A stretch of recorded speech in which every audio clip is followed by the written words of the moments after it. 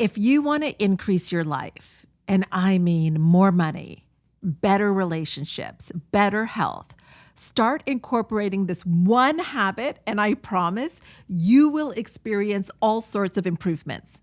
Can you guess what it is?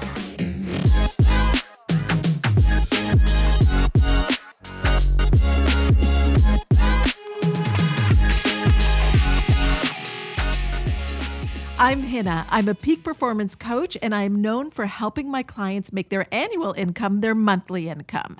Okay, the one habit that can change things in your life for the better is, drumroll please, gratitude. Yep. That's right. You heard that right. More money, better health, better relationships by having a gratitude practice. And here's the best part. You can do it anywhere at any time. Every single morning, and I mean every single morning, it is there when I wake up. And I don't even know how many years it has been or how many cups of coffee. Every morning I wake up and Paul, my hubby, has made me a fresh cup of coffee. Now, when something happens over and over again, we tend to actually not notice it. It becomes like wallpaper. And this is where a gratitude practice keeps you in touch of the gifts of every day, like that morning coffee. And guess what? When you train your mind to look for these things, you get more and more good in your life.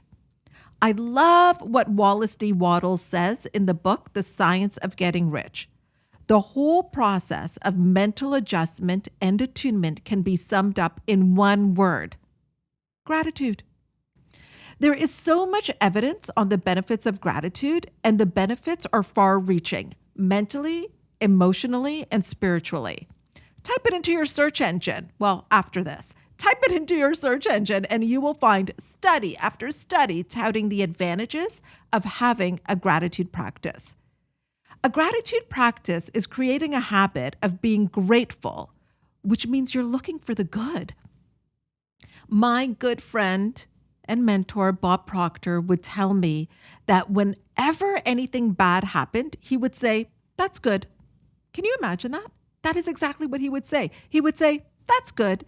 And in doing so, he started looking for the good.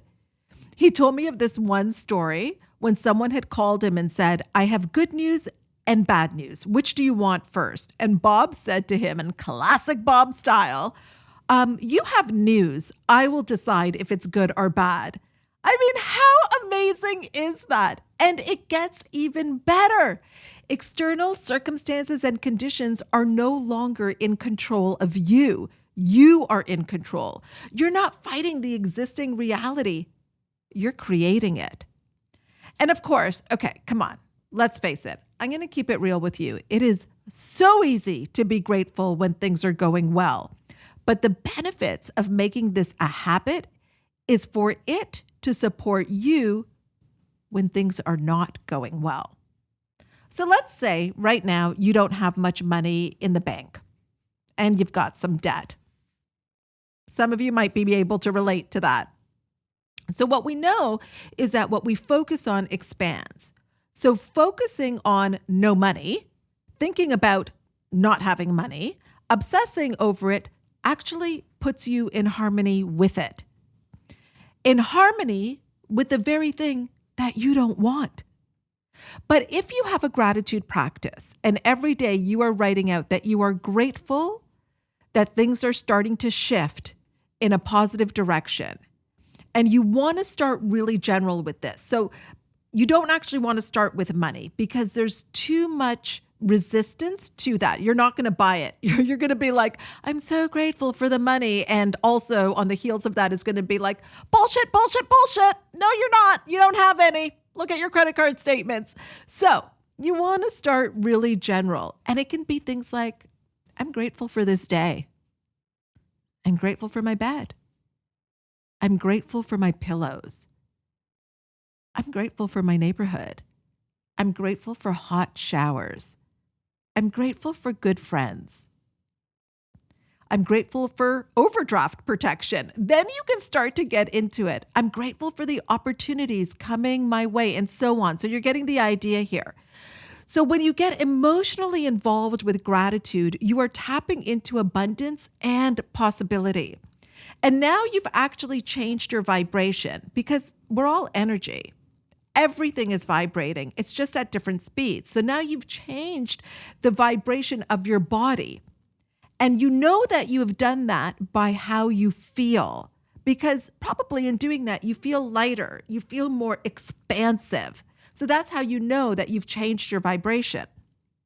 And now from this place, you're going to start to see opportunities. You are tuned into wealth, prosperity, and the same goes for health and relationships.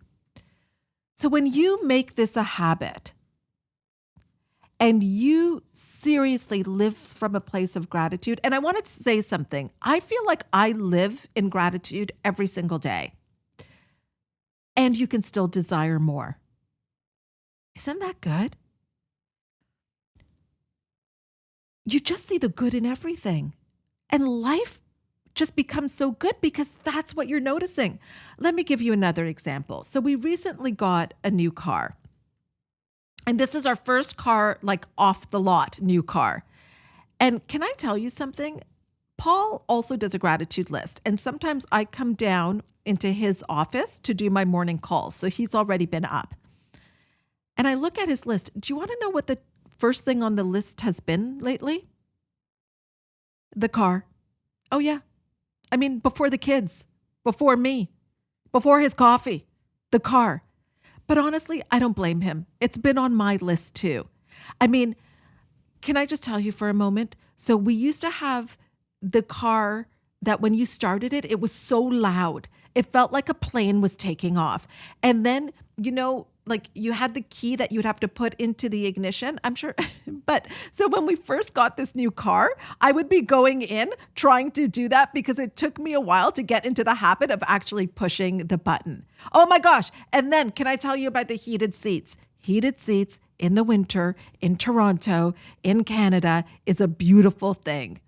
And it is such a pleasure to drive. And I am in so much gratitude. So I don't blame Paul that it comes before me.